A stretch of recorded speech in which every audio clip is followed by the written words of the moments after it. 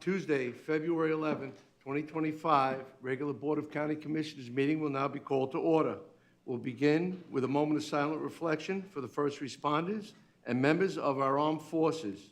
Will be followed by an invocation by none other than Stan Bowling, and our County Administrator, John Titkanich, will lead us in the pledge. Please rise.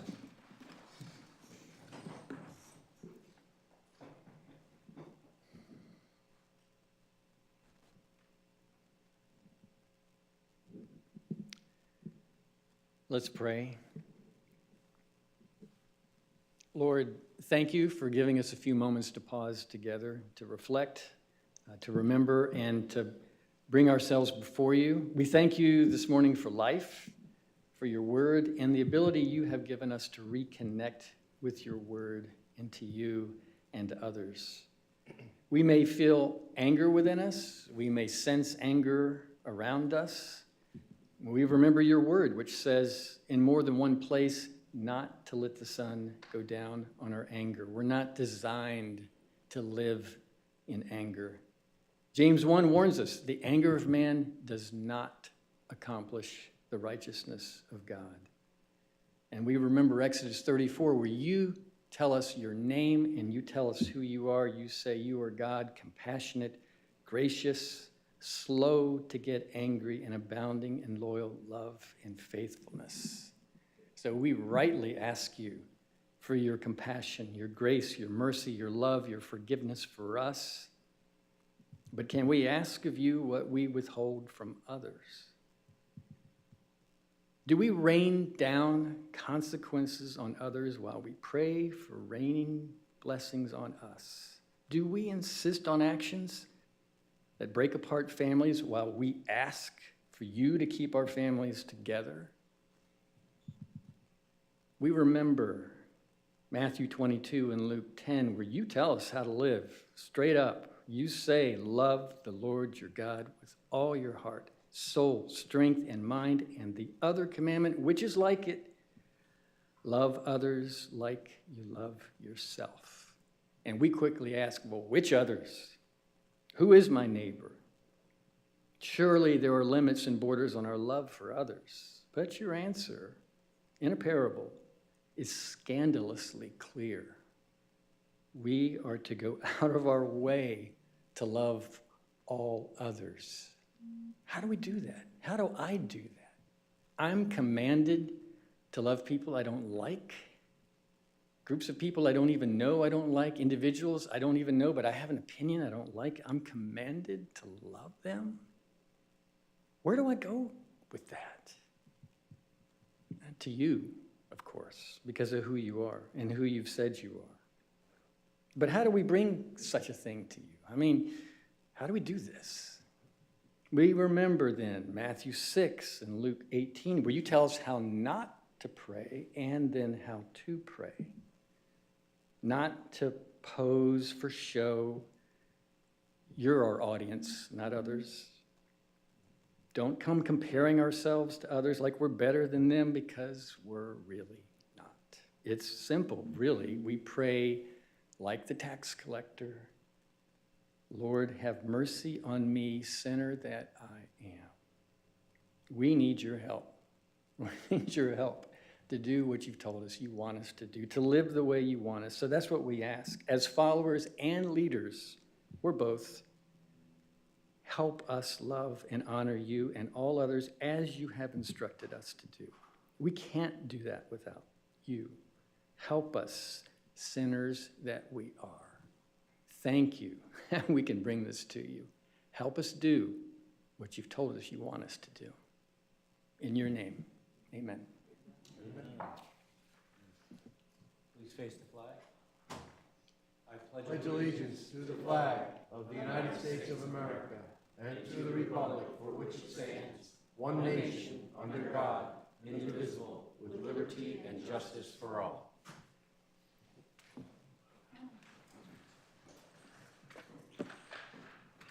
Thank you all, and thank you, Stan.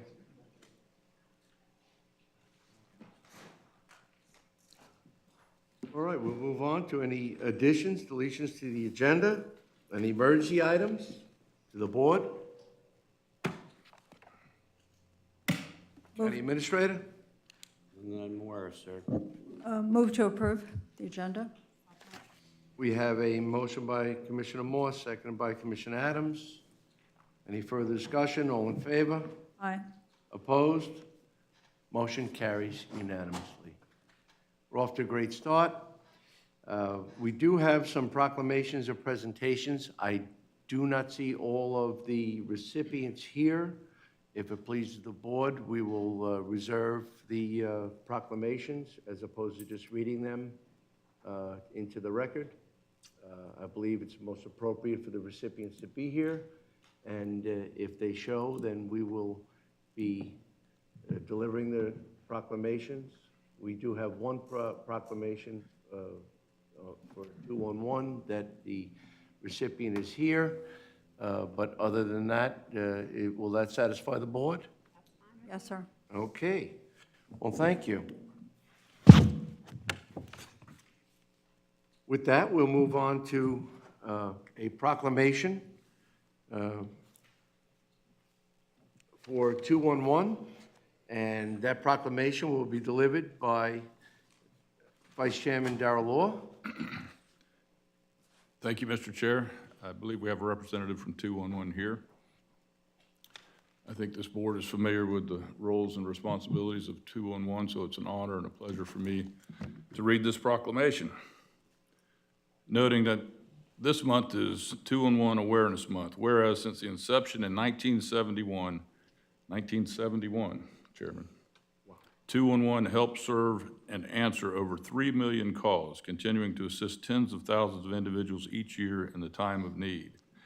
And whereas in an era of increasing uncertainty, 211's highly trained and accredited staff serve as frontline responders, providing 24/7 support and life-saving crisis intervention to individuals and families from all walks of life.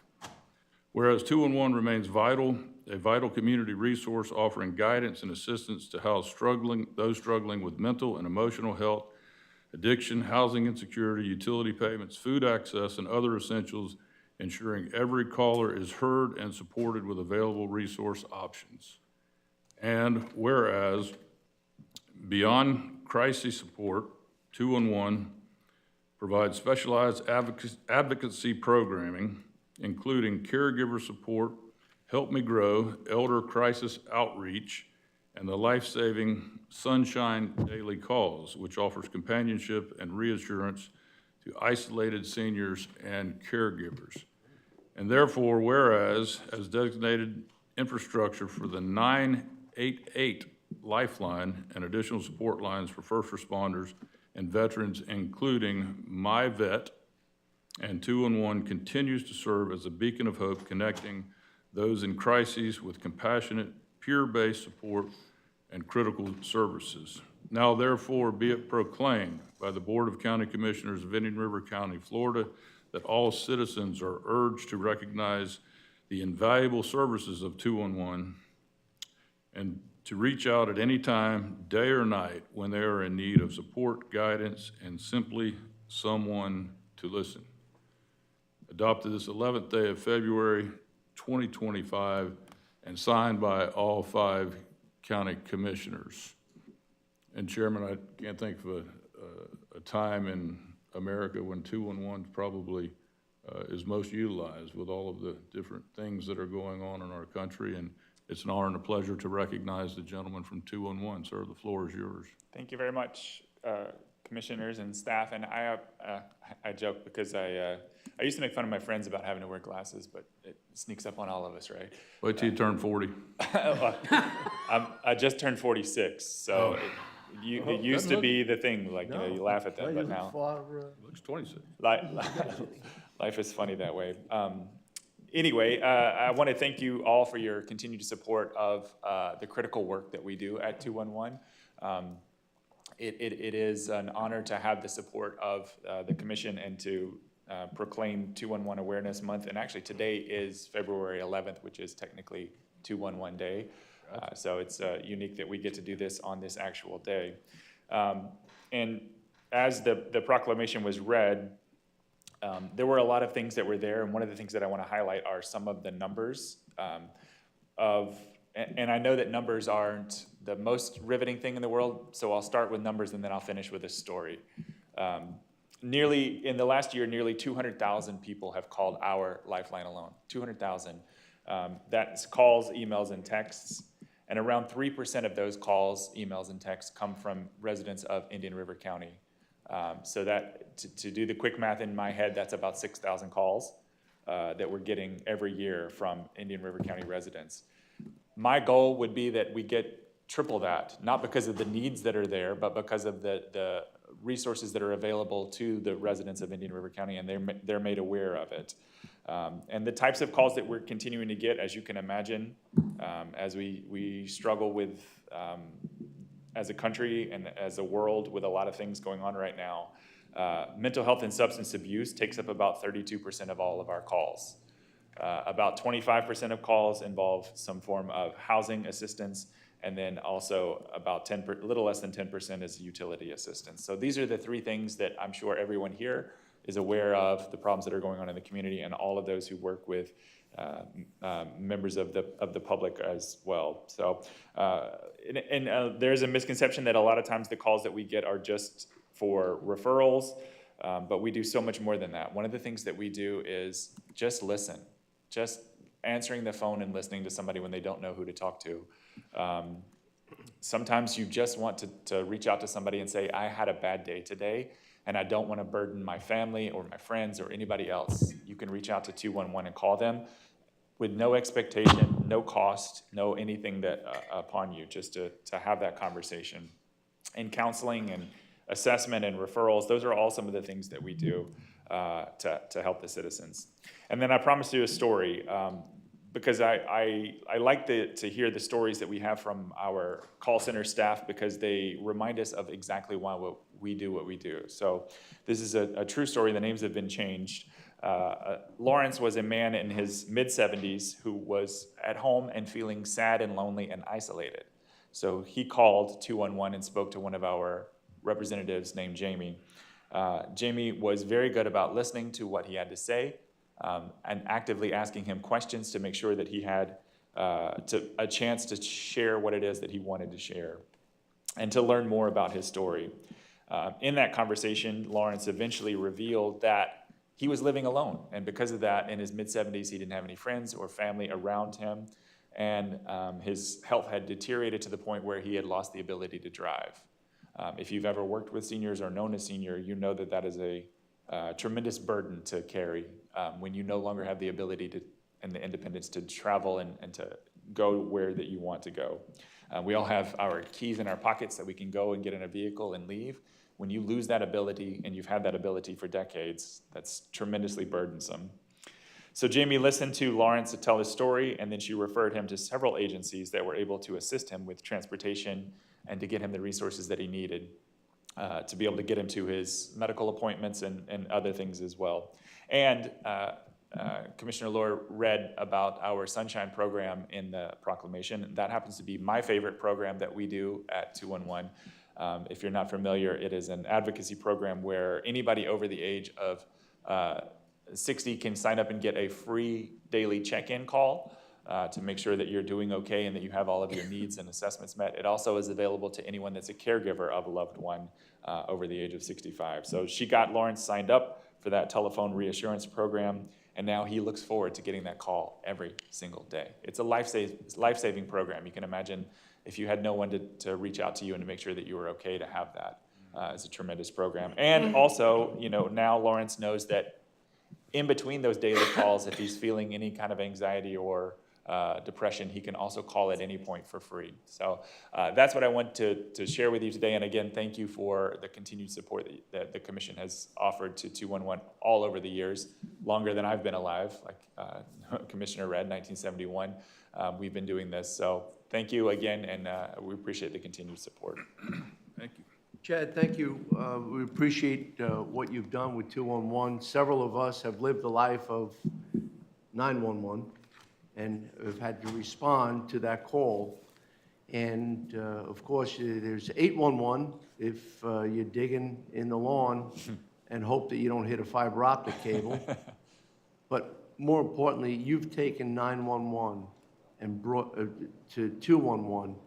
you've taken 211 to bring it to the forefront, where people can seek help, and they will get someone on the other end of that line to ensure that they get at least, they can travel to the right spot where they will get the help that they're seeking, or they may not even know what they're seeking. But that the person at the other end of the phone has been trained to navigate and to provide the resources or the ability to the access to those resources. So I want to say thank you for taking 211 and rising it to the top. It probably alleviates a lot of the 911 calls, and it alleviates so much anxiety that occurs when people are seeking help. Yeah, thank you for that. Yeah, and absolutely, we definitely want to be a partner with law enforcement. In fact, I'm doing the law enforcement crisis intervention training tomorrow with the interagency to teach them that, you know, we want to be that partner for, we're not an emergency services call. So anything that you guys get called out for that you're not really, you know, that's not what you're out there to do, that's what we are here for, and vice versa. You know, if a call comes into us and it is an emergency situation where a person is, you know, in a dangerous situation, that's when we will partner with them. So absolutely, thank you, Commissioner, I appreciate that.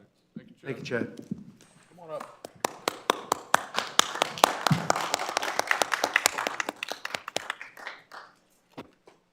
Thank you, Chad. Take a picture. Can't promise where it's gonna be, but, It may come somewhere. well, wherever. Yeah, you are a little Or tall. that on there. that side with the guy. No, that's fine. No, stand in the middle. I'm always the short one in the middle. There you go. I feel your pain, Mike. Thank you, Chad. You were born that long? Wow. Tough delivery. Feel sorry.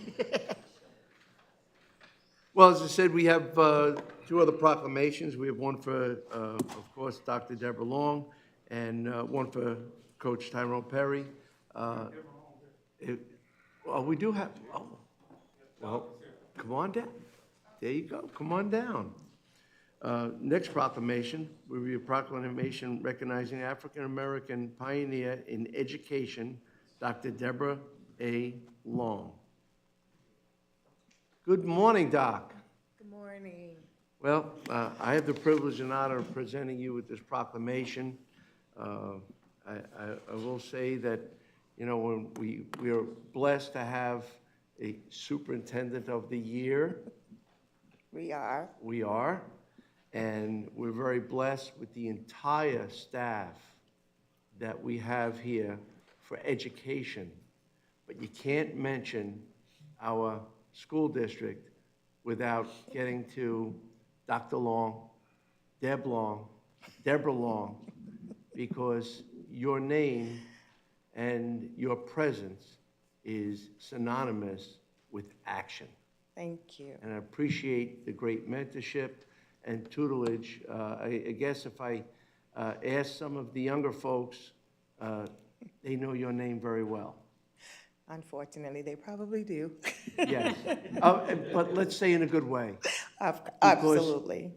Your intent is to mold individuals so that they're the very best in our society, in our community, and for their families, and they're successful. So they may not appreciate it now, but they know your name. Yes, they do. And I want to thank you for all that you do. Thank you. It's been a privilege and honor of working with you for so many years. Thank you very much. You as well. With that, I want to give you this proclamation recognizing African-American pioneer in education, Dr. Deborah A. Taylor Long. Whereas Dr. Deborah A. Taylor Long was born and raised in Indian River County, the community of Gifford. She is the mother of two children, Gretchen and Grayson Long, and is a lifelong resident of Indian River County, and is passionate about ensuring every student whose lives she has been blessed to touch and in equal opportunity to excel in education arena, and in which she has worked for over 35 plus years towards making sure that there is equity in education system, of Indian River County. And whereas Deborah A. Taylor Long is a faithful member and proud supporter of her house of worship, Mount Zion Missionary Baptist Church, where she has held the past offices and now fulfills a role as a faithful choir member. Whereas Deborah A. Long has worked throughout Indian River County as an educator, serving on several boards, which directly impacts the lives and education of the youths of Indian River County, and plays an instrumental role serving on several committees in leadership and advisory capacities, working towards steering her peers and the community in the direction of expanding and providing the opportunities for the children. Whereas Deborah A. Taylor Long is the Gifford Youth Achievement Center Board of Directors current chairperson and an advisory board member of Big Brothers and Sisters of Indian River County, founding board member of the Gifford Legal Services, board member of the D5 Alive, and a member of the Children's Services Advisory Committee, and a life member of the Alpha Kappa Alpha Sorority Incorporated. Now therefore be proclaimed by the Board of County Commissioners of Indian River County that we commend Deborah Taylor A. Taylor Long and recognize her outstanding achievements. She is a pillar in our community and has greatly enriched the lives of the countless citizens, especially our youths. Duly adopted this 11th day of February 2025, and this proclamation is signed by all 5 county commissioners. Thank you very, very much. Dr. Long. I'd just like to say I am honored. This is my 40th year with the school district. Wow. And currently, I'm just getting back from total shoulder replacement. So this is my first outing. So this is an honor to be here this morning to accept this proclamation. Gifford has been my home all of my life. I love Gifford. I love the community, but I love Indian River County as well. I have touched the lives of many, many students. As a principal, as a teacher, as director of secondary education, director of human resources, director of professional learning. I've done a lot of things, and currently I'm the director of extended learning services for the district, and I just love what I do. I guess that's why I've been around so long. I know I look good, but it's been a while. It's been a while, and I thoroughly enjoy what I do and meeting the different people that I've met, working with parents and children, and just with my community in general. So I am honored. You never look for recognition. I'm just a servant. And I try to do the Lord's work, and that is my servantry, doing his work, and this is a part of that. So again, I thank you for this proclamation and for this honor, because it's not just for me, it's for every life that I've touched. So thank you. Well, you mentioned 40 years. Yes, 40. August 16th of 2025 will be the completion of year 40. So I guess the early years in this county, they were hiring right out of middle school. Yeah, pretty much. When I came back as a teacher at Gifford Middle, and I was 20 and a half years old, and I taught with the teachers that had taught me. It's kind of weird, but it was fun. It was interesting. I was calling them by their last names. They're like, "Oh, no, Deborah, you can use our first name now." I'm like, "No, ma'am. Thank you, though." But yes, it's been an honor. Since 1985, I've been doing this work, so. Thank you for your tremendous impact. Thank you. Thank you. Sheriff? I was reading the proclamation last week when we got it, and everybody in Indian River County knows Deborah Long. There's no doubt. Oh, wow, I'm infamous, huh? Oh, wow. Yeah, and I'll tell you, Chairman, when I first met Deborah, 2007, Yep. I'd heard about her before then, but in 2007, we were in a leadership class together, and I'll never forget the first day.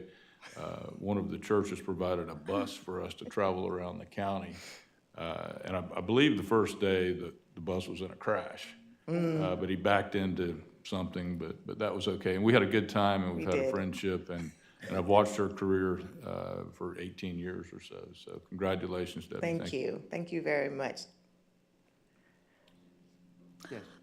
Thank you for always being inclusive and bringing the community together. I still remember an event that you were running. It was at Vero Beach High School, and I was serving on Vero Beach City Council at the time, and you invited me, and, thank you for that. Thank you for Thank always you. making everyone feel welcome. Thank you very Really much. appreciated it. Thank you for all you do, Doc. Thank you. Congratulations.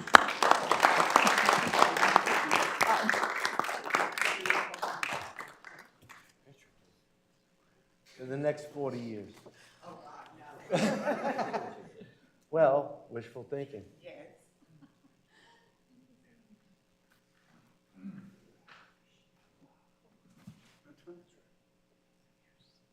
Turn around, Doc, I get your picture. No, you're fine. You're perfect. Not like, the last one was, Yeah. that was a difficult thing.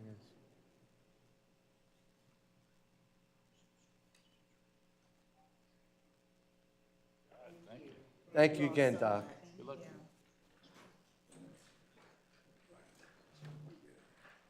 I don't, like I said, I don't see Coach Perry. I understand he's, So they had something going on at school. Okay. Can we table it to next week because he had something? most certainly will be happy and honored to do that. I thought it was all the Bob's Barricades on 66th Avenue because he'd be traveling that way, but we'll do that on the next meeting, There it is. okay? Commissioners, I want to thank you, all of y'all. We've been doing this for 20 years. Sheriff and Joe, we've been doing this, honoring every pioneer in our community. And I just want to thank each and every one of you for all you do, especially my sheriff.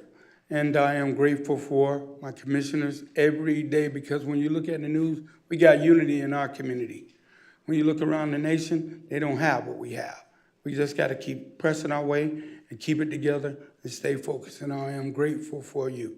We love Felsmer. Thank you, Teddy. Got it all in there. All right. Well, we'll move on to the approval of the minutes for the special call meeting for November 12th, 2024. That was the EAR workshop. I know you all have reviewed the minutes. That's a motion by Vice Chairman Law, seconded by myself. Any further discussion? All in favor? Opposed? Motion carries unanimously. And then we have the minutes for the regular meeting of November 19th, 2024. Motion approved. And we have a motion by, Commissioner Harriman, seconded by Vice Chairman Law. Any further discussion? All in favor? Aye. Opposed? Motion carries unanimously. All right, we have informational items that do not require any action, but we have the Distinguished Budget Presentation Award. County Administrator? Yes, Mr. Chair, would like to congratulate OMB, I don't know, it's 34th year, on receiving the Distinguished Budget Award, Presentation Award for fiscal year 24-25. In addition, it's the second year that they have been recognized, a certificate of recognition for, for the strategic goals and strategies, including in the budget. So we certainly want to thank Kristen Daniels and her staff for all the hard work that they do. I mean, I know you see it on a day-to-day basis, and we especially see them shine during the budget process. And so we are very appreciative of their work to put together a good budget and then maintain it throughout the year. So thank you, Kristen, and the whole Office of Management and Budget. Thank you. I appreciate that. And we have the event calendar, which I'll tell you what is, once again, is very robust. I want to thank staff for ensuring that we have enough activities for our community. And I see the director, Beth Powell, there. She ensures that the staff has an abundance of activities and endeavors to keep our youth busy, and even the older youth. There's a lot of great things there. Please look on the website. And then we have the administrator approved items, and that's a list that will be on the agenda.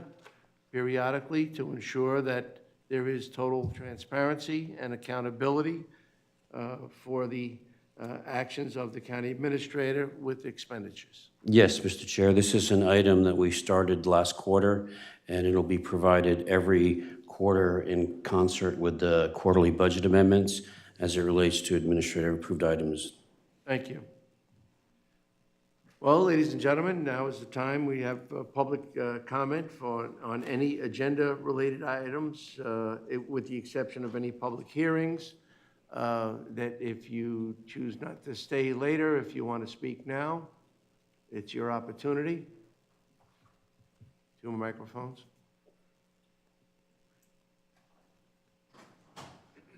Seeing none, having given ample opportunity, we'll move on to the consent agenda. Commissioners, I'd like to pull 9E, Echo. 9E Echo.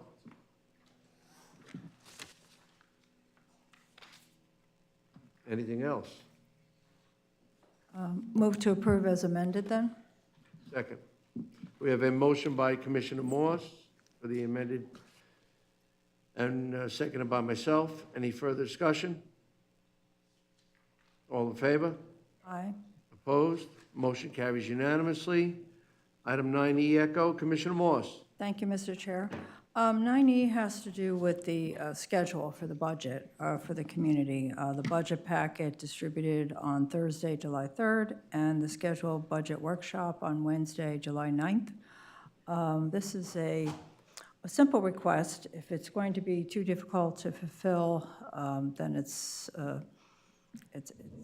not a do-or-die situation, but the budget packet being distributed on Thursday, July 3rd, I was wondering if it would be possible to move that up one day, so that we at least have a work day before the 4th of July weekend.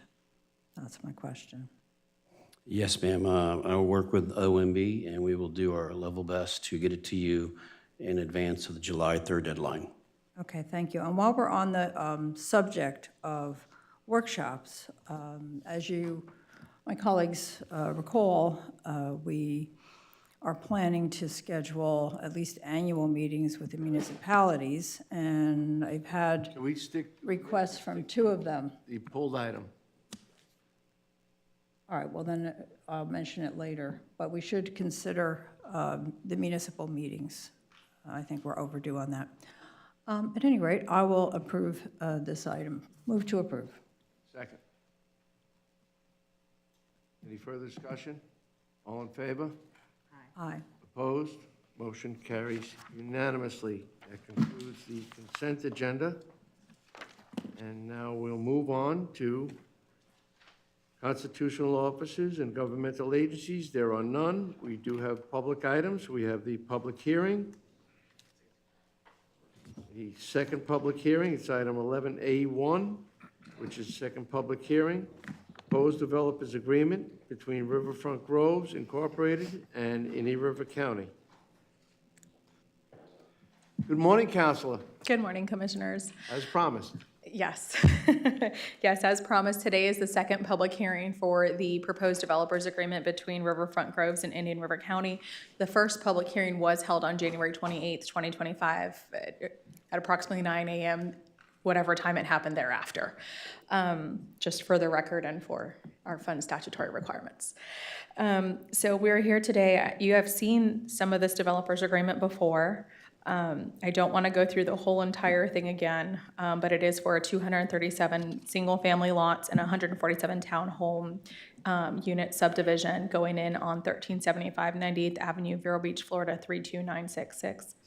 And as part of the developer process, they need to come forward and do this development agreement to come into agreement with the county on certain terms. Those terms in this particular developer's agreement is for dedication of right-of-way, certain intersection and turn lane improvements, which are dependent on Venetian Grove, the other development that's coming in down the road, as well as utility improvements. So with that being said, I would like to see if there are any questions. I know last round there was a question from one of the commissioners about the traffic study. I did make sure to include the traffic study for this particular development in the agenda item. So I'm available for any questions if anyone has any. Commissioners? Yeah, so I have questions on the traffic study. Yes, ma'am. All right. On the area of influence, and I'm looking at the traffic study that was attached to this item, which was furnished by McKenzie Engineering and Planning, Inc. And I'm looking at the page that references the study area, which is page 5. With regard to Oslo, as we all know, that interchange will be open by the time this building is completed, which is projected to be 2029, and that's for both properties, for Harmony Isles and also for Venetian Grove, which is mentioned in the developers agreement. It says this reports Oslo through 4th Street, and it says it has no impact. So are we saying then that interchange is going to have no traffic impact on this development? So on that one, I can only defer to staff and what they're agreeing to accept in those. I would ask, I'm not sure if the planners have any input on that, but that would be definitely a question for a traffic engineer. I can only go off of what they're suggesting and what they're saying is approved. So I'm sorry, Commissioner Moss, I don't have an answer for you as far as what impact other than what the study says and what staff has approved. Okay, because both developments, as you know, are referenced in this agreement. And perhaps it might have been cross-referenced, that would have made it easier. But at any rate, also with the roadway analysis, I looked at this current traffic study and comparing it to the traffic impact analysis for Venetian Grove, which was completed in May 2020 and updated as recently as October 2021. And here, I mean, what we have before us with regard to traffic, and now I'm looking at, again, McKenzie Engineering and Planning, Inc., roadway analysis, scenario A, we all have this with Venetian Groves. And for the one intersection, it says, based on the analysis, Table 3 shows that 98th Avenue from 12th Street to State Road 60 will be over the 80% capacity threshold. So that's what the one study says. The traffic study for Venetian Grove, with regard to this, is a little more definitive. It says the intersection of 98th Avenue and 12th Avenue will operate with a failing level of service for the eastbound approach during AM and PM peak hour total traffic conditions. And secondly, and this refers to, and I'll just take it from, this is McKenzie Engineering and Planning, again, scenario A with Venetian Groves. It says the arterial analysis will be required on 98th Avenue from 12th Street to State Road 60 to confirm that the road will operate acceptably. The study for Venetian Grove, which was completed by Kimley Horn, again, refers to this, again, a little more definitively, and states, the intersection of State Road 60 and 98th Avenue will operate with a failing level of service and delay on full build-out of the development. So this has to do with what we're voting on today, because as part of this Venetian Grove traffic analysis, attached to it was an email that says that a traffic signal will be required of Venetian Grove. And that is, I'll read it exactly, it's only one sentence. And this is from Kevin Gunther, and this is dated November 3rd, 2021, and it's sent to Maria Bowdren and Ryan Sweeney. And it says, "Traffic study is approved with the condition that before the certificate of completion for Phase 3, the intersection of 12th Street and 98th Avenue shall be reanalyzed. If any off-site improvements, including signalization, are required, they will be the responsibility of this project." And that's this one, which is Venetian Grove. And if you go to what we are looking at today, if you go to number 7, require traffic improvements pursuant to the traffic study. The traffic improvements required pursuant to the traffic study will need to be completed by developer prior to the issue of certificate of completion.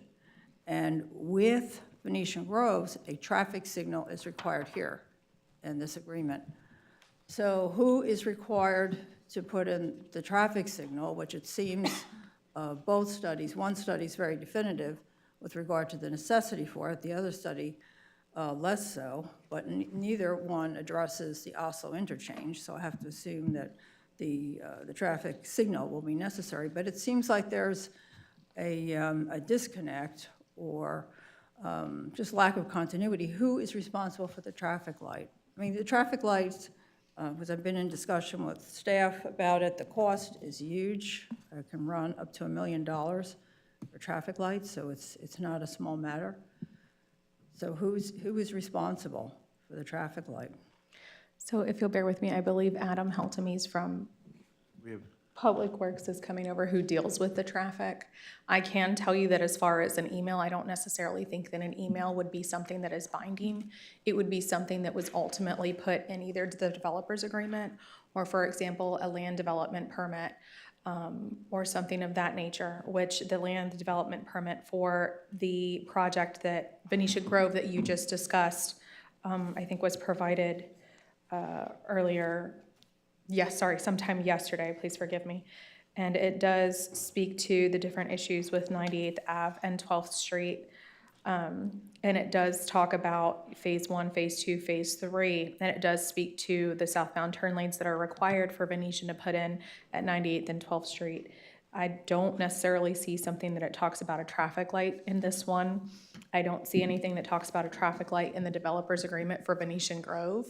With that being said, then that means that the traffic light would be incumbent upon the Harmony Isle development as it's laid out in the developer's agreement, where it says that they shall put, under number 7, that they shall go ahead and they shall put a traffic signal in there. If you look at 7, please forgive me. 7 2B, it requires a traffic signal. So I think that they will be the developer that will be required to put a traffic signal. So there will still be a traffic signal put in. It will just be by Harmony Isle and not necessarily Venetian Grove. I cannot speak as to why the comment from Mr. Gunther or why it was not in the developer's agreement for the other developer. I don't know, it may have fallen off in negotiation. I cannot speak to that. I did not negotiate that developer's agreement, but I can only speak to what I have here, and that traffic signal will be covered by Harmony Isle. Thank you. It's not just an email. He also put it on the front of the traffic study Okay. and stamped it, accepted, date, and made sure. He put, see attached email with approval conditions I on the see. front of the traffic study. So it wasn't some kind of random email. No, thank you, ma'am. Well, are they taking responsibility for the traffic signal then? I mean, it's not clear. I would ask that the developer who's here, that if they could go ahead and answer that question, because I think they would be best to be able to answer that question to you, since I cannot speak to them, but from the agreement that we negotiated, the agreement that's proposed today, so long as Venetian Groves is going forward with their development, yes, Harmony Isle is required to take control and put in that traffic signal, but I will defer to Mr. Sweeney, who's here on behalf of the applicant. Counsel? Yes, sir. I've just noticed that the Director of Public Works has just arrived, and Oh, I believe yes. you might want to add to this. Thank you, sir. Good morning, Honorable Commissioners. Adi Javed, Public Works Director. So based on the conversation with staff right now, my understanding is that Harmony Isles is responsible for putting the signal, but we will do the coordination and look a little bit more into this stuff, sir. Thank you, Adi. Well clarified. I'm sorry? Well clarified, thank you. Thank you. So Harmony Isles will be responsible, accountable on their dime to ensure that that traffic signal is installed. That was my understanding, sir, but just like I said, we will go back and verify, because we're looking at all the different traffic studies right now and making sure, that we are crossing our Ts and dotting our Is. I understand the concern, but if it's been vetted, then you're delivering that information. Yes, sir. Thank you. So Adi, can I just ask a question to clarify? So if Venetian Groves does not develop based on this agreement, that removes all that background and existing traffic, and that's why there's a different scenario, correct? That is Because correct, then sir. it won't trip over into the 80% mark. That is I mean, correct. exceeding the 80% of the available capacity. That is correct, sir. So they legally would not be required, but if Venetian Groves does proceed forward, then they would be required. At that point of time, yes, because they will basically go over the threshold, and we would have to do mitigation strategies to make sure that is taken care of, sir. Thank you. Thank you. And thank you for clarification. Thank you. And Counselor, you wanted the applicant to speak on that? Yes, Commissioner, I would ask first that you open the public hearing, so that way they can come up and speak, and anybody that has anything to speak on it. Once they're done speaking and public comment is being taken, then you close the public hearing and take a vote on whether to approve or deny the developers agreement. Thank you. Is there any other questions from the commissioners of council? At this point, this is a public hearing. It's legislative. We'll open the public hearing. Two microphones.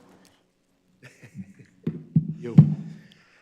Thank you, Mr. Chair, Commissioners. Pete Sweeney on behalf of the firm of MTC Law, on behalf of the applicant. Appropriate questions. This is a dynamic area of the county. And just a little bit of background, and I thank Mr. Takanich for his quick and succinct reason why. And if you look at Section 7 of the agreement, it pretty much lays this out very easily. If Venetian Groves goes, which is broken into 3 phases and is a combined 900 total units, on its own, it would cause these traffic issues. But we don't control them. They're an independent entity in development. Ours is approximately a third of that. Ours does not trip those things. But if they both go together, now you're talking north of 1,200 units.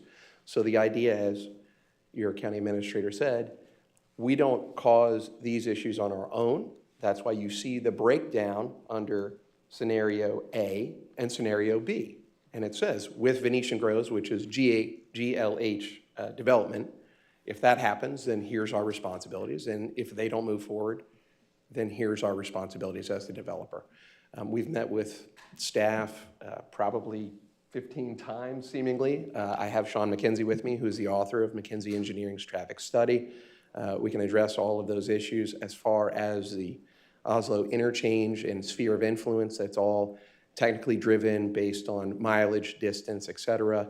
So I'll have Mr. McKenzie speak to that very quickly. But the reality is this has all been approved. It's been through approval at the ordinance level. We've been through planning and zoning and platted over site plan. We have entitlement to move forward. The idea behind this agreement is to make sure the county is not coming out $1 on any of this. This is developers paying for development, and because there's multiple developers, we're organizing via agreement how that breakdown happens. So that's really what this is. This gives a roadmap for the county to be able to say, to Commissioner Moss's question, who pays for what? And that's exactly what this is doing. So at this time, if there's any further questions for Mr. McKenzie or myself, I'm happy to answer them. Otherwise, we would appreciate an approved vote. Thank you. So, Mr. Sweeney, Yes. and maybe you or your traffic engineer can discuss this. If you were to develop first, prior to Venetian Groves, how would that impact the situation, and who would be responsible for the traffic signal? Sure. If you look at what the agreement says is our immediate responsibility, and I'll have Mr. McKenzie speak to it, it's under scenario B, State Road 60 and 98th Avenue, a northbound right turn lane, okay, so as you're approaching 60, a westbound left turn 4-section flashing yellow arrow, okay, so that's on 60. eastbound, left turn, 4-section flashing arrow, so there's your light. 12th Street and 98th Avenue, which is farther removed from State Road 60, closer to the development. Southbound right turn lane, so you can come off of 98th and head west into the entrance of the development. 12th Street access, westbound right turn lane, as you're now on 12th Street, approaching the entrance to the development. And a 16th Street roundabout. So, and I want to be more clear, is, because I want to focus on the traffic, the 12th Street and 98th Avenue, is that if you develop first, since Venetian Groves, I mean, I know they've started some of the roads and stuff like that, but if you were developed first and come out of the gate and you finish, who would be the responsible party? And maybe Adi or one of our staff members could ask this, because I think the concern is if one develops first and the other one didn't have it in their agreement or it didn't contemplate it, would it fall upon, Venetian Groves to install the traffic light? To your point, you're protecting the county from not having to install a traffic light. Yes, that's essentially accurate. Mr. McKenzie? So we analyzed the traffic study with and without Venetian Groves, and if, as we've discussed with Venetian Groves, this developer will be responsible for the traffic signal. If this development entirely builds out and Venetian Groves never develops, then the traffic signal is not needed. However, if Venetian Groves develops in 10 years, I don't know if you have an agreement or something valid with them that lasts for that length of time, but this developer is responsible for its improvements and is covering all of its infrastructure needs. Yes, Commissioner. May I ask then, and this is on the backup that we received, and I'm looking at, should the Venetian Groves development not proceed, then the required improvements for this development are as follows. And we're looking at State Road 60 and 98th Avenue, and B and C are westbound, left turn, 4-section, flashing yellow arrow. I can't really picture that. Could you comment on that, if you would? Yes, you've probably started to see these start to appear around town. So normally, we would have the old sort of a 5-section head, where you'd have a left turn arrow that would then revert to a green ball, and then you would have the opportunity to make a left turn either on a green arrow or on the green ball, called a permitted operation. So now the proper or preferred safety procedure is to do a 4-section head where you get a green, yellow, red arrow, and then when it's cautiously safe to proceed, you get a blinking yellow arrow. So we're providing that optional protected left turn movement for eastbound and westbound traffic on State Road 60. Commissioner Moss, there's a couple of them on 66th Avenue. Currently, I believe there's one at 66th and 69th, and I believe there's one at 66 and 40-something. But they're pretty nice, turning off of like 69th onto 66 because there's construction, so it does give you a better level of comfort that you're allowed to go. And Commissioner, to follow that, with the road improvements that have been on South County on US 1, the intersection at 8th Street and US 1 now has all 4 directions, that exact same setup, which ironically is within 100 feet or so of a train crossing. So again, the traffic studies that have been done clearly show that this is now the preferred method for safety at these types of intersections. And that's an option that was not available in years past. I believe we were having concurrency conflict in 2007 and, or the latter part of 2006 into 7. And that option wasn't available. It wasn't a prevalent application at the time, but it has addressed a lot of the concerns. Specifically, you just pointed out on 8th Street as well. But again, we're looking at the non-empirical portion of this empirical science of traffic studies and application and development that is now a concern. What if that other subdivision moves quicker than we anticipate. We don't know that, correct? Certainly, we have no control over the Venetian Groves development. That's what we do know. And that we have put together an agreement that addresses both conditions where if Venetian Groves develops or if it doesn't develop, the county is protected, has protected its investment, and this development is paying its fair share.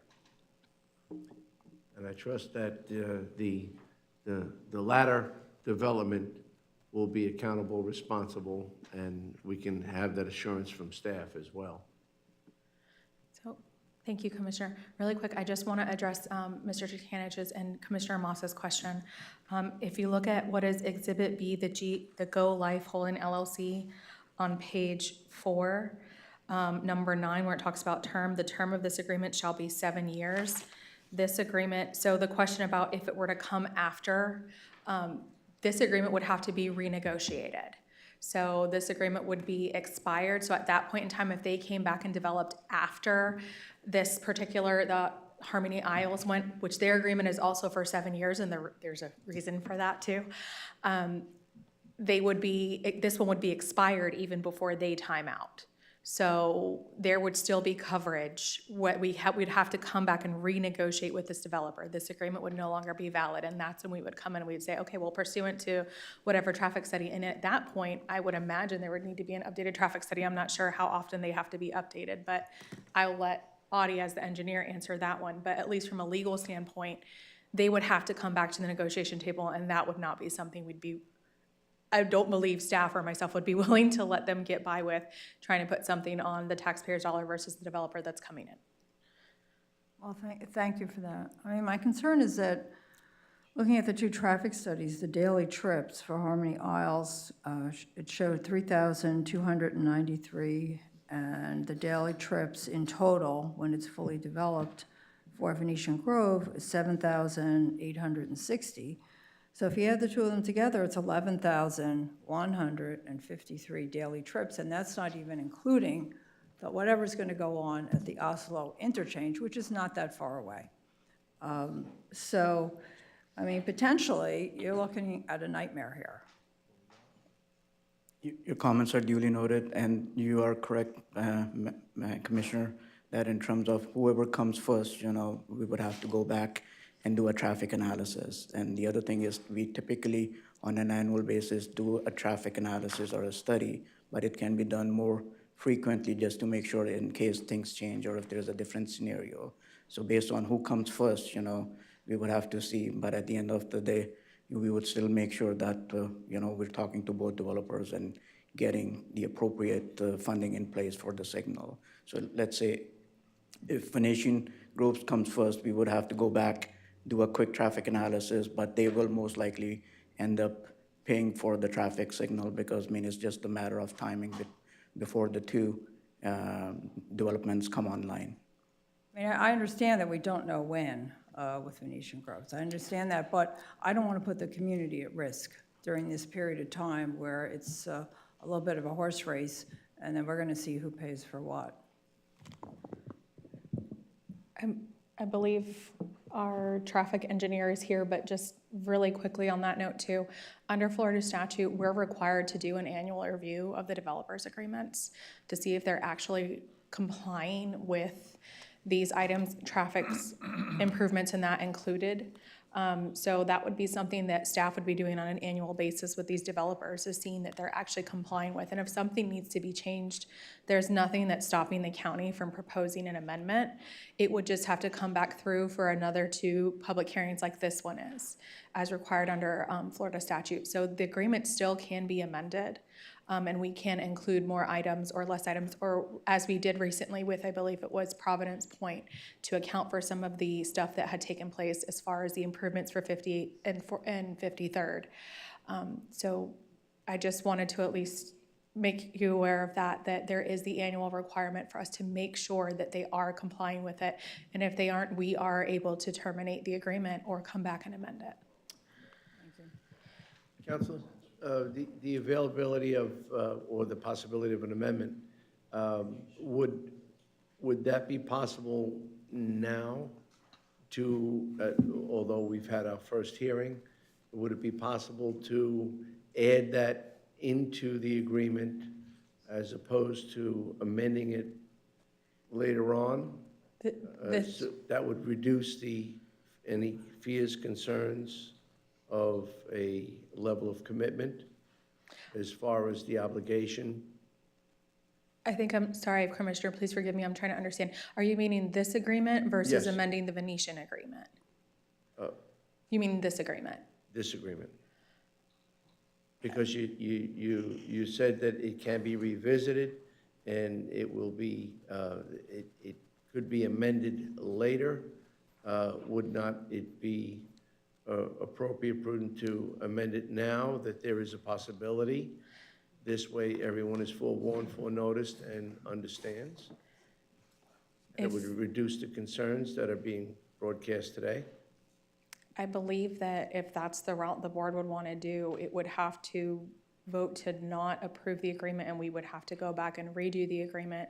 And Jennifer can correct me if I'm wrong, I apologize, and have 2 public hearings. But I thought this agreement dealt with the turn signal. The one that I thought maybe perhaps the board would want to amend would be the Venetian Grove one, to have that specifically mention the turn signal, unless I'm mistaken. So please correct me if I'm incorrect. No, I think that's what you just said is the most appropriate, going on your stance. Mr. Chairman, I was just going to say, I believe you could table the item and reschedule the second hearing if there's more negotiations that need to happen, but Mr. Sweeney is here, and I don't know that he would be able to fully talk to his client about any changes. So yeah, you're right, you can either deny it, or you could table it for a new second hearing. What do you think, Mr. Sweeney? I think I'm thoroughly confused, to be honest. All of this not a single thing has changed from the first reading. There's not a single period, name, or anything that has changed. And honestly, I'm happy to negotiate and talk with staff. We have spent probably upwards of 100 hours with your staff meeting. I don't know what the question is. So what is the question? Well, I wasn't the originator. I understand. Thank you, Mr. Chair. I'm just trying to make it, Counselor did say that we can come back and amend this? It will be required to be looked at every year along with all your other. Certainly then, I understand. I was just looking at a way to reduce any fears and concerns that are being brought up today. This way we can just go forward. Every element that we're looking at is going forward. I just wanted to make sure that we had a clear pathway, but if you state, Counselor, that we can revisit this if we have to, that alleviates my concern. I didn't have any, but it would alleviate any concern that I would hold. Mr. Chairman, I'm kind of agree with Mr. Sweeney. I'm confused myself. Well, This development is in my district. I've been out there, for various reasons, to Verona Trace, to talk to constituents and happened to see this going on. I've read the agreement a couple of times. I've read it since we've been sitting here. I think it's pretty well clear cut. If one happens, one doesn't. There's a clause in it. If it happens where Venetian and Harmony are built, things still happen. I don't know what there is left to talk about myself. I think this is pretty clear cut, what it says. If a scenario happens or a scenario doesn't happen, I think the county attorney's office done a great job. I think staff's done a great job. Mr. Sweeney's done a good job. I think the traffic study, it tells that traffic studies will be done should things change. I would say this is one of our better ones myself. That's just me, but. Thank you. I'm not an engineer or an attorney, so.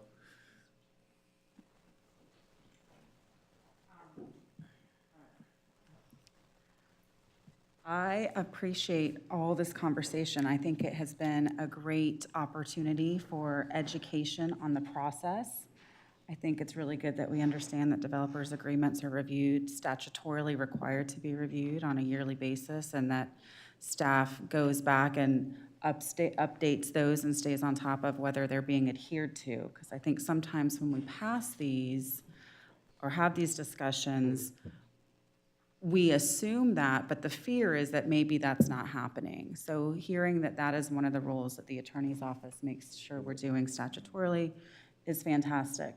And I appreciate the conversation about how when you have developments happening in similar areas, that those development agreements take into account what's happening in that region and are kind of built into each other. So, because I know that's another concern that we hear a lot from the community. Well, you approved this, but now this other one's happening, and those types of things. So I really do appreciate the conversation today. Mr. Chair, my concerns have been addressed and alleviated.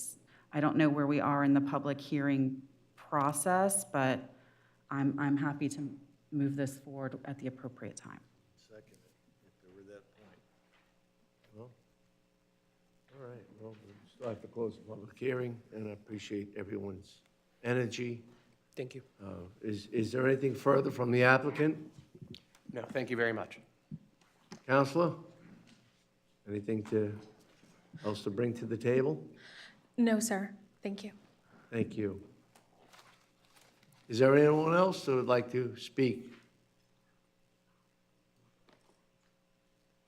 Having given ample opportunity, seeing none, public portion is closed. Mr. Chair, I'd be happy to move approval. Second. I have a motion by Commissioner Adams, seconded by myself. Any further discussion? All in favor? Aye. Opposed? Oh, it's nay. Motion carries 4-1 with Commissioner Moss dissenting. Thank you. We're going to take a 5-minute recess.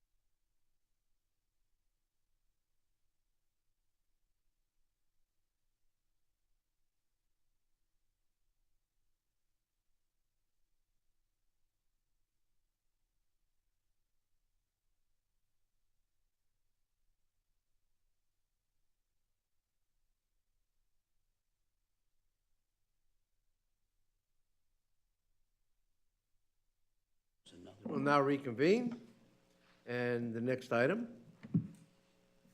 is item 13B1, which is the Children's Services, the CSAC Strategic Plan Draft, which I trust you all have been able to review. Good morning. Good morning. How are you?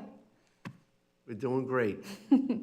Well, we just want to thank you, Board Chair, and all of our commissioners for encouraging us to continue increasing fidelity and transparency around children's services. As you know, the 1997 Children's Services Guidebook initially outlined the need for a plan around children's services.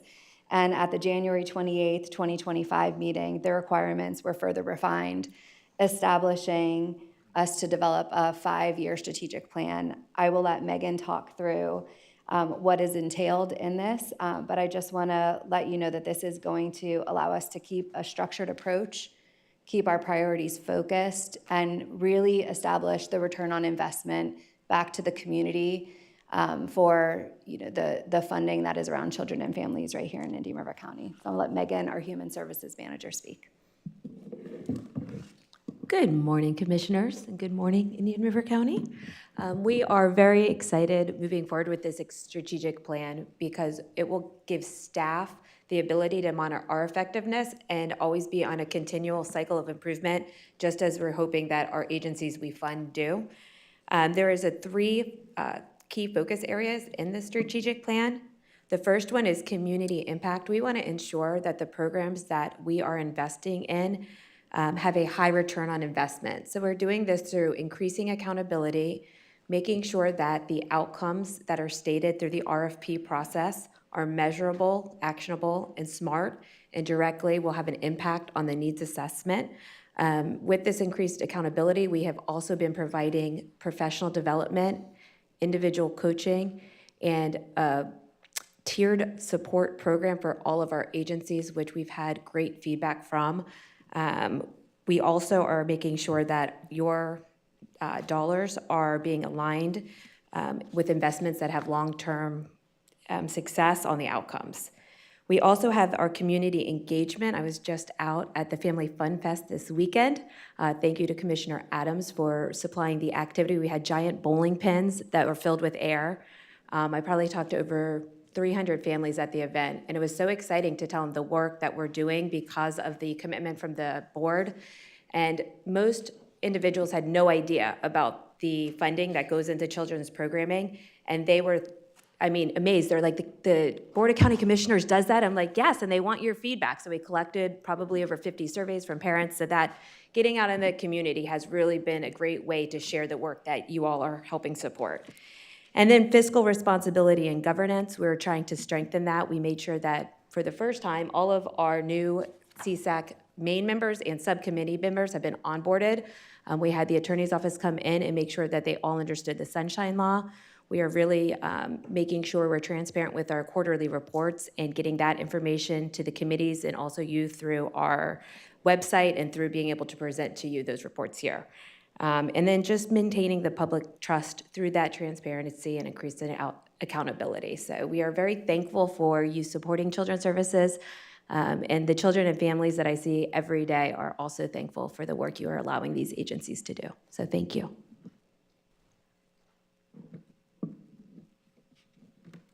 Well, thank you. And Children's Services needed exactly what you're doing.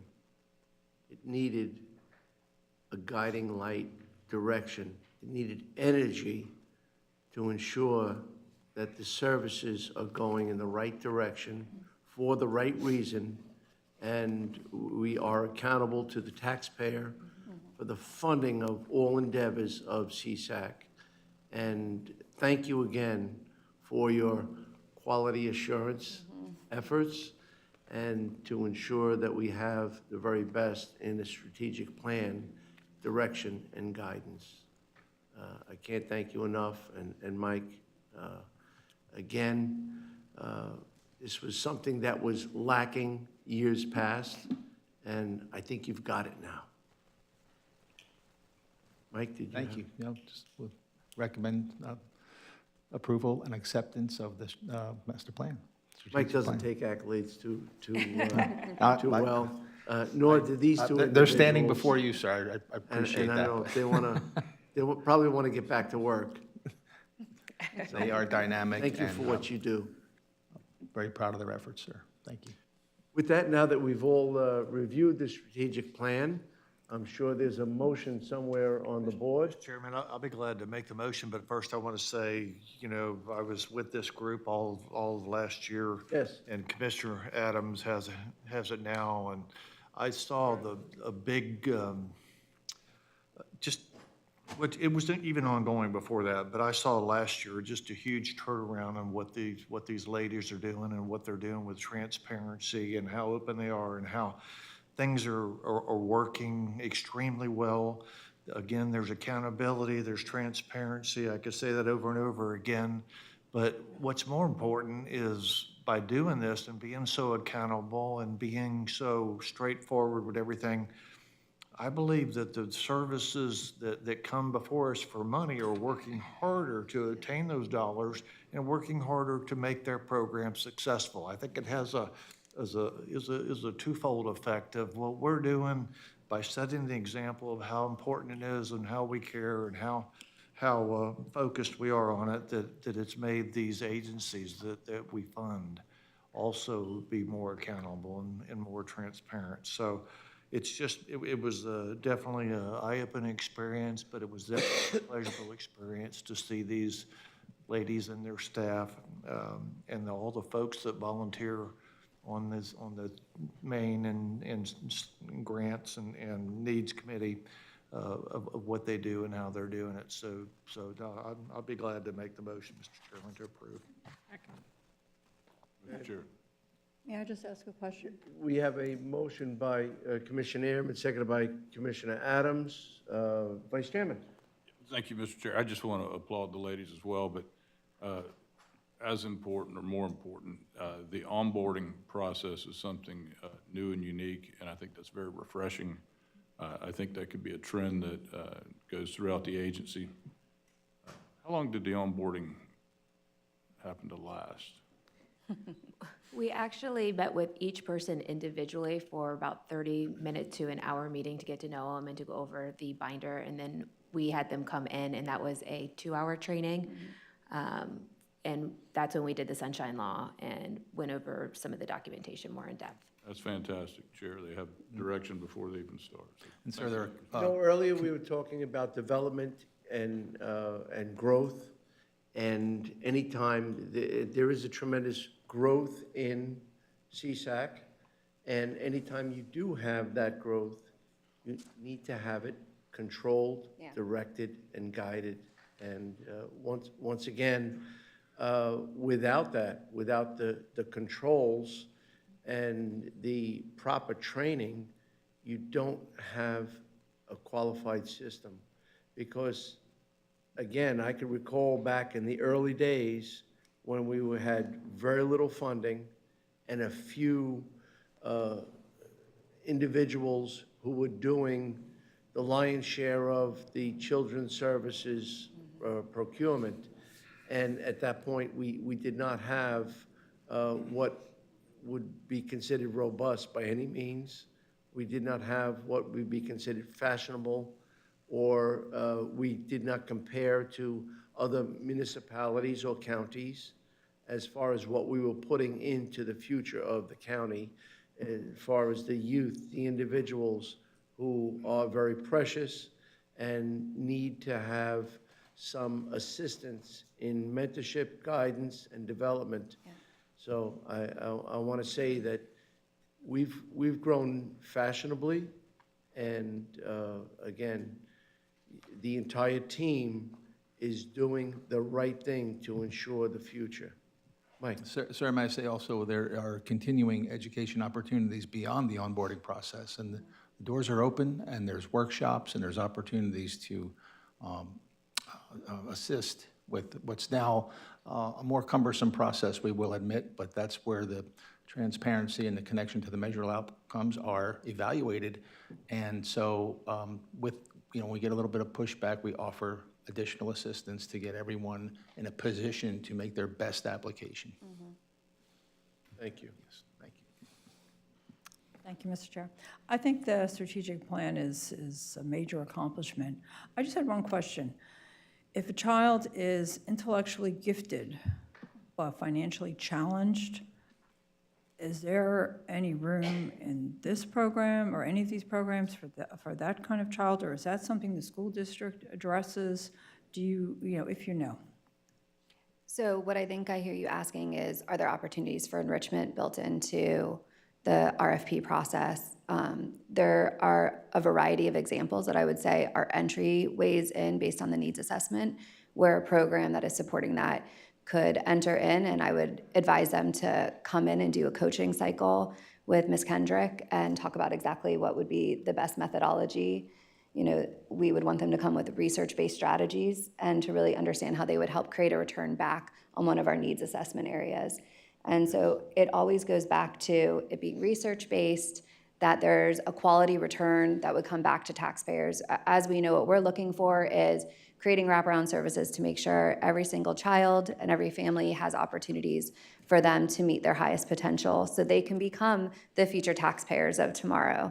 And so I would say I would love to have them come and meet with Megan. I can think of 3 right off the top of my head with our needs assessment that would allow for opportunities for that for a program. Absolutely. Thank you. Well, we have a motion and a second. Any further discussion? All in favor? Opposed? Motion carries unanimously. And I'd just like to say thank you for all the support you've given. It's an honor for us to do this work, and we appreciate everything you've done to support it. It shows. We're really excited to share the return next year with you based on the strategic plan. Thank you.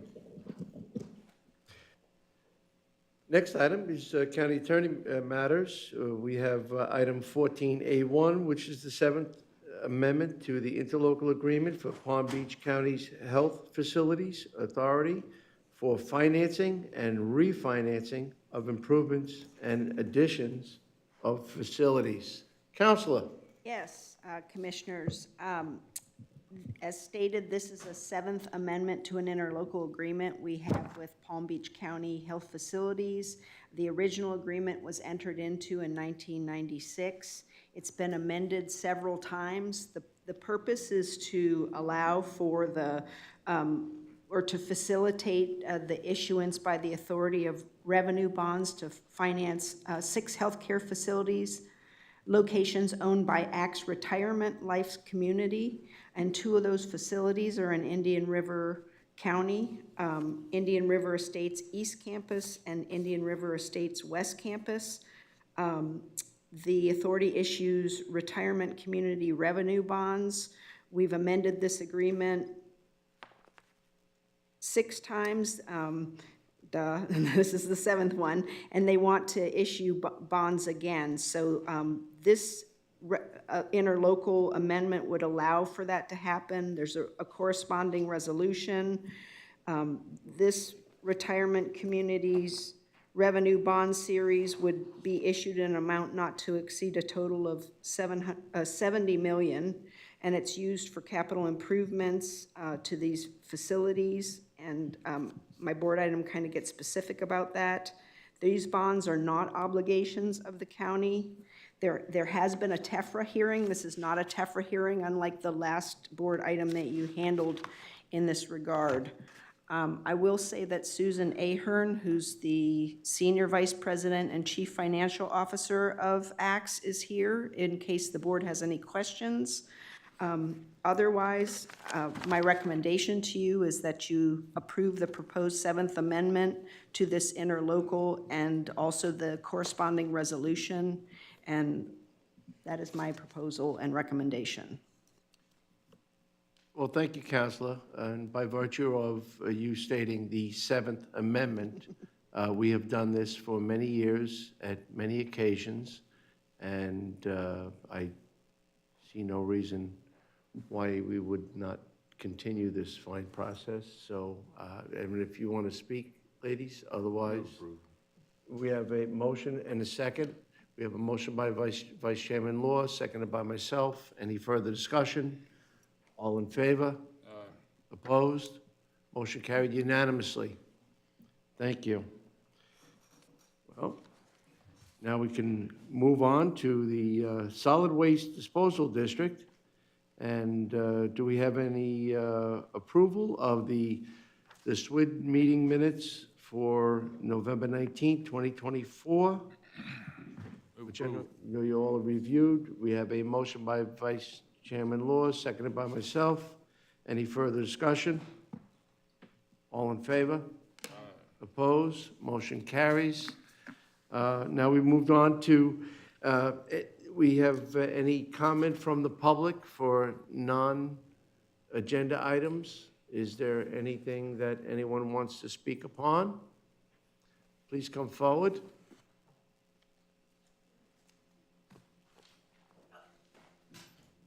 And identify yourself for the record. Joanne Binford, resident, 1995. Do I have to give my address? Okay. All right. You live in Indian River County. Indian River County, yes, sir. Thank you, everybody, for the jobs you're doing. Civil service is a hard job, and running your campaigns is a hard job, as I learned. What I wanted to talk about was fluoride today. 41 counties in Florida have removed the neurotoxin of fluoride from their water system.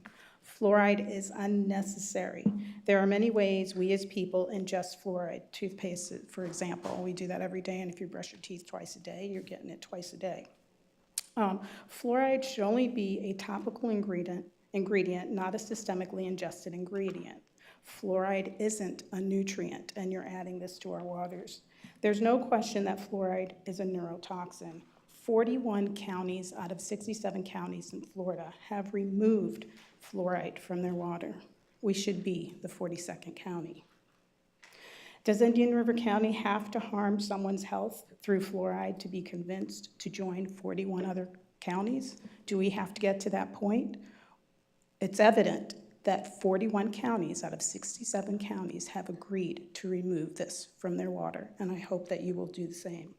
For Sean Lesky, 0.7, which is below the secondary and maximum containment levels of fluoride added to the water. However, adding fluoride to the water is medicating the public with a neurotoxin, fluoride. Again, 41 of 67 counties in Florida have removed fluoride from their own water system. This speaks volumes. I would like Indian River County, I love this county, to be the 42nd county. Please take this into consideration. Your constituents are asking this of you. Please advise Sean Lesky to remove fluoride from our water. Thank you again for all that you do. Thank you, Ms. Smith.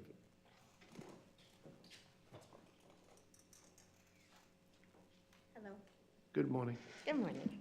How are you doing? Thank you for being here and listening to our concerns. My name is Dina. Anything else you need? Okay. Ready? Okay. So I'm here today to confirm for the record that I had emailed all of you on Friday, February 7th, regarding the people of Indian River County's concern of the hazards of water fluoridation.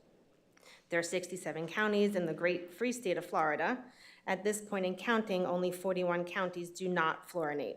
As a reminder, fluoridating the water is a medical intervention that the people of Indian River County have not been given informed consent about. In turn, we do not consent to having water fluoridation. I spoke a month ago and I had explained about the federal court's finding about fluoride associated with the neurotoxic effects, particularly reduced in IQ in children. There are some Florida statutes that do say 859.01 and 381.02. I don't know if you guys had time to look those up, but I do have copies if you need it. The FDA has long recognized that fluoride is not necessary to human health or development.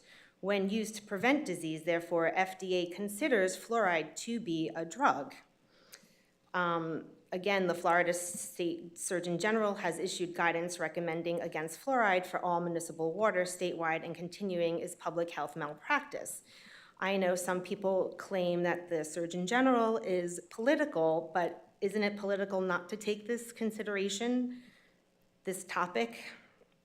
I spoke with several dentists in our area, and I asked them if they use fluoride that is added to our municipal water system, and they all said no. Natural fluoride is not added to our municipal water system. It is hydrofluoric acid. It is a different fluoride than used for dental treatment.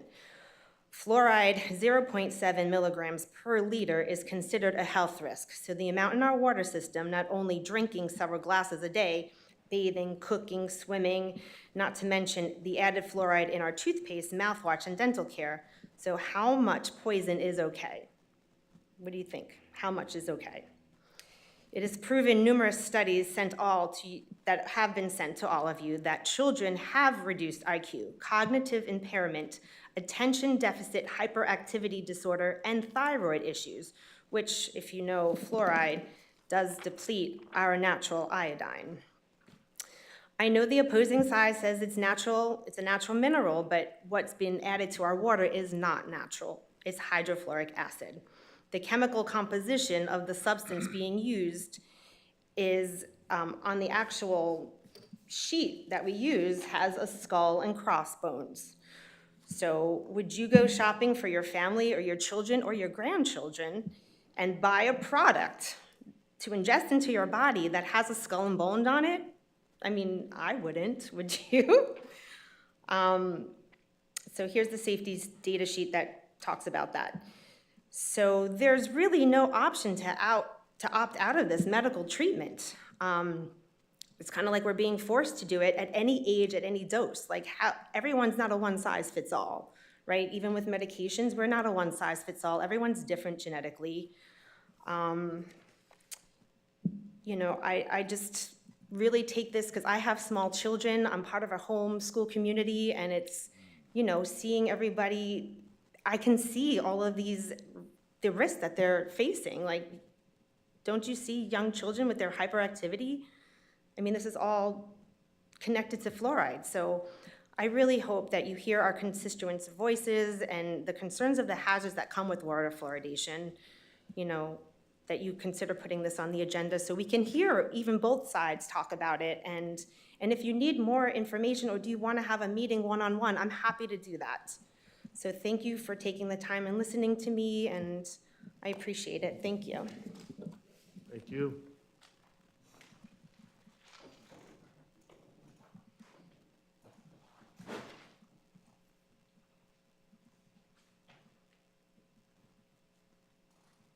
Good morning. Good morning. Judy Greenberg with the Roseland Women's Club. And first I'll ask, did you happen to get a flyer about a Roseland celebration? Wonderful. Laura's holding hers up.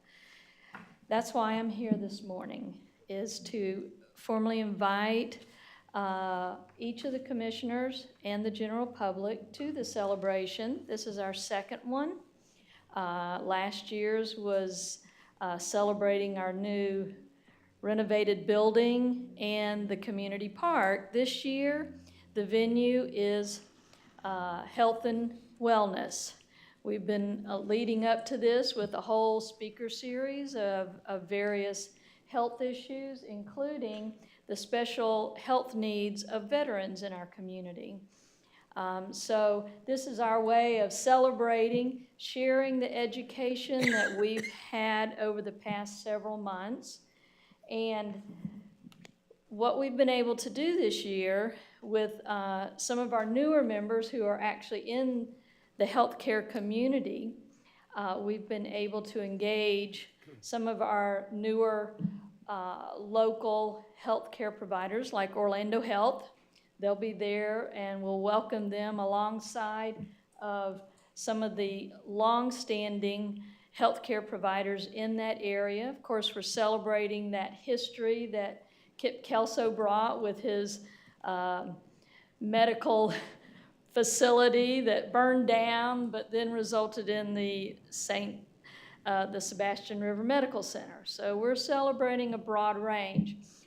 I'm glad that I'm following a couple of other speakers because this year we're expanding to include more outside activity for the kids. We feel that the kids do need to get out in nature and being right on the river and in that beautiful park. So our newer members are in a younger generation, and they are looking to bring more family activity to this little celebration and to our park. We're not ready for a playground or anything at that little park, but certainly once a year we can do something for the kids so they can benefit from that lovely park.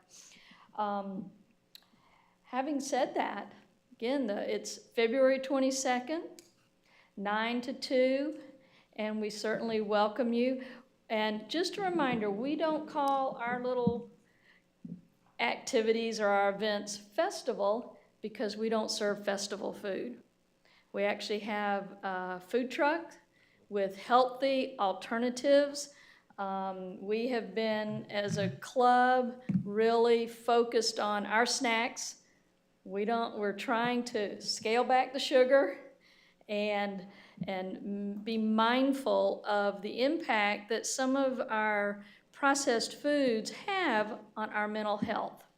That's a big issue with not only the younger people, but also with the adults these days. We're learning so much about the things that we grew up with our grandmothers. Our great-grandmothers were actually probably healthier than what we've been growing up with me cooking in the kitchen.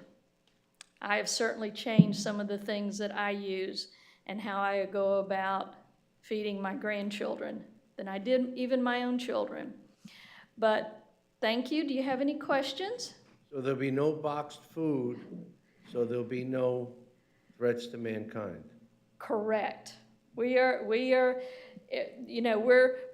getting rid of all of our styrofoam stockpile of dishes and things, plates that we've used in the past, going to paper, things that are more compostable. So yes, to answer your question, we're not only looking at our own health, but the health of the river and our own community. I want to thank you for bringing the history of Roseland community to the present. And one of the things that I find most pleasurable is the music. And the musicians will be there again. That music is just not abundant. It's not on the airwaves, but when you're up front, up close and personal, and listening to these stringed instruments, amongst others, it is a fascinating presentation. I think last year I closed the band. Well, thank you for mentioning that, because as we all know, music and the right type of music is good for your mental health. It's can be very relaxing and help all ages, and so we continue to support that. And I just want to mention, because we are doing some really fun things, we learned a lot. February 26th, just following this celebration, we will begin offering, as part of our outreach, cheer yoga every second and fourth Wednesday. And it will be on a donation basis, and the funds will help us pay the utilities that we're now paying. But anyway, we are opening the building. We have been very, very focused on how to use the building.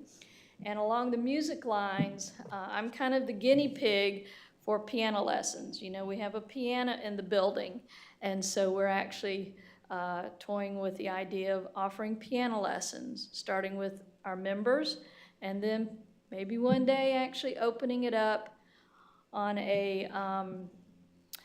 along the lines of the community services for young people, for the kids. So a lot of things happening in that little community that we're very happy with. Commissioner Adams, was that one of the finer things going forward with that building, to know that it's being utilized and it's enhancing the quality of life? Oh, yeah, for sure. Seeing it become the center of that community again and being opened back up, that was the main catalyst for the renovations to begin with. So it could be used Yeah. because it is that community social place in Roseland. And it's nice Yeah. to see that the event last year was fantastic. And Thank I you. can't wait to see how you've built on that to make it even more extravagant this year. But it's Thank you. always nice to be able to go out on the dock and see the lagoon and hear the music and see the building. And we did go back, to that grant that we got with the state, and education and making it a community center is part of that grant, and we're trying to hold true to that and help the county stay true to the grant money that we received. Thank you so much. Thank you. We'll be there. Looking forward to it. Can I speak to the group? Yeah. Thank you. Well, if no other items, is there anybody who wants to speak? You had an opportunity to speak. You had an opportunity to speak, if we want to make an item. Can I talk about another subject? Joanne, please come to the podium. Thank you. It's quick. So, thank you again, really appreciate it. What I wanted to discuss was CSAC. CSAC has me concerned, especially with everything that's going on in our nation with. That was an item that was on the agenda. This is for non-agenda items at this point. Okay, so it You had was, an opportunity to speak as we were going forward with all right, all right. CSAC. All right, I'll save it, I'll In the save it. beginning of the meeting and during the item. All right, thank you, I'll save it then. Thank you. Anyone else? Seeing none, this meeting's adjourned.